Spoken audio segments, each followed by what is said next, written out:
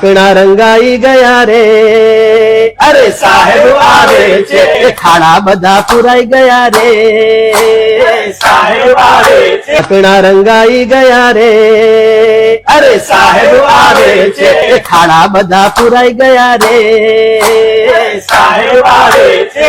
આ ગીત સાંભળીને તમને આશ્ચર્ય તો થશે કે આ ગીત પોરબંદરમાં કેમ લાગે છે। પોરબંદરમાં એટલા માટે લાગે છે કે આવનારા દિવસની અંદર મુખ્યમંત્રી ભૂપેન્દ્ર પટેલ જે રાજ્ય કક્ષાનો 15 ઓગસ્ટનો કાર્યક્રમ છે તે આયોજનમાં આવવાના છે અને લોકમેળાનું કદાચ ઉદ્ઘાટન પણ કરી શકે છે। આ સોસાયટીમાં રહેતા લોકો સદીઓથી વર્ષોથી કહેવાય ને દાયકાઓથી આ વિસ્તારના લોકો રોડ બનાવવા માટે મથામણ કરી રહ્યા હતા, નેતાઓને ભલામણ કરી રહ્યા હતા, પરંતુ કામ નતું થતું।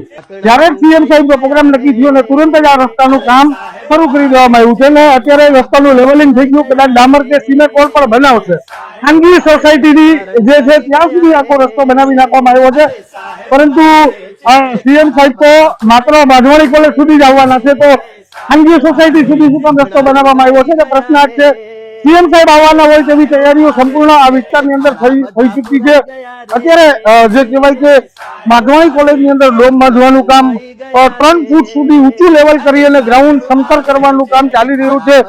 વર્ષોથી સમસ્યાઓ આ વિસ્તારની હતી, જે માધવાણી કોલેજની અંદર જે ગોઠણથી વધુ પાણી ભરાતું હતું તેનું લેવલ વધારી દેવામાં આવ્યું છે। કદાચ ત્યાં આવનારા દિવસોની અંદર હવે કદાચ પાણી નહીં ભરાય, રોડ રસ્તાના લેવલિંગ પણ તમે જોઈ શકો છો અત્યારે કરવામાં આવી રહ્યા છે, જેને સાંધા કરવામાં આવી રહ્યા છે।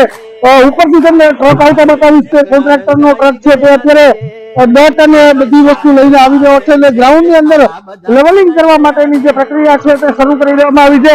ત્યારે આવનારા દિવસોમાં જે કહેવાય કે મુખ્યમંત્રી આવી રહ્યા છે તેની તૈયારીઓ અત્યારે કરવામાં આવી રહી છે। પ્રજાના હિતલક્ષીના જે શહેરમાં સમસ્યા છે તે પણ હું તમને આ વિડીયોની અંદર બતાવીશ અને તમે પણ તેની અંદર આશ્ચર્ય પામશો। પણ તમને હું બતાવીશ આ દ્રશ્યો છે પોરબંદરના જે રોડ ઉપર આવેલા રૂપાલીબાગ વિસ્તારના બાલુબા સ્કૂલની નજીકના। આ લાકડા પણ તમે જોવો છો, પતરા પણ જોવો છો, જેનું આપણે લાખો રૂપિયા જે ભાડું ચૂકવી ચૂક્યા છે। સતત 1 વર્ષથી આ ગટર છે તેને સહન કરી રહ્યા છે। પોરબંદર વહીવટી તંત્ર અને મહાનગરપાલિકાની મિલી મદદથી આ ગટરનું કામ હજુ થતું નથી, આ ગટરનું કામ હજુ શરૂ કરવા આવ્યું તે પણ અધૂરું છે અને કહેવાય કે મુખ્યમંત્રી આવી રહ્યા છે ત્યારે આ રસ્તા ઉપર નથી નીકળવાના, એટલે આ ગટરનું કામ અધૂરું થઈ રહેવાનું છે। મુખ્યમંત્રી જે વિસ્તારમાંથી આવવાના છે તે વિસ્તાર જે દ્રશ્યો છે તમને બતાવવા માંગીશ। આ કમલાબાગ વાળો જે રાજકોટ હાઈવે છે ત્યાંથી મુખ્યમંત્રી ભૂપેન્દ્ર પટેલ આ વિસ્તારમાં આવવાના છે અને રાજ્ય કક્ષાનો જે 15મી ઓગસ્ટનો કાર્યક્રમ છે તે આયોજન કરવાના છે। આ વિસ્તારમાં માત્ર સુધી પહોંચે તે પ્રમાણેનું જ જે આયોજન રસ્તાના લેવલનું છે તે કરવામાં આવ્યું છે। આ ઉપરાંત અત્યારે જે શહેરની અંદર જે વિવિધ વિસ્તારો જે મુખ્ય જગ્યાઓ છે જે વિસ્તારમાંથી મુખ્યમંત્રી પસાર થવાના છે તે જ વિસ્તારમાં મુખ્યમંત્રી જે છે તે ફરવાના હોય તેવા લેવલ વિસ્તારોમાં સફાઈ કામગીરી કરવામાં આવી છે, પરંતુ આ ગટરની કામગીરી 1 વર્ષથી પડી છે। 1 વર્ષની અંદર આપણે લાખો રૂપિયા જે આદર્શ કરવાની જે ભાડું છે તે ચૂકવી ચૂક્યા છે। લોકોના પ્રજાના જે ટેક્સના પૈસા છે, પ્રજાએ ભરેલા પૈસા છે તે ગયા છે।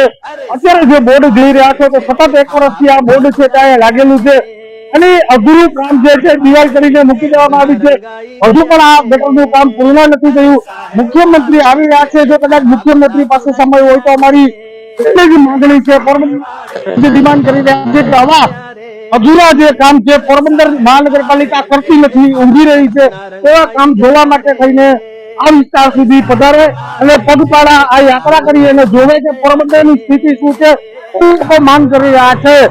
પરંતુ આ ગીત સાંભળીને તમને પણ આશ્ચર્ય થશે કે આ પોરબંદરની અંદર આ ગીત કેટલું યોગ્ય છે। પોરબંદર।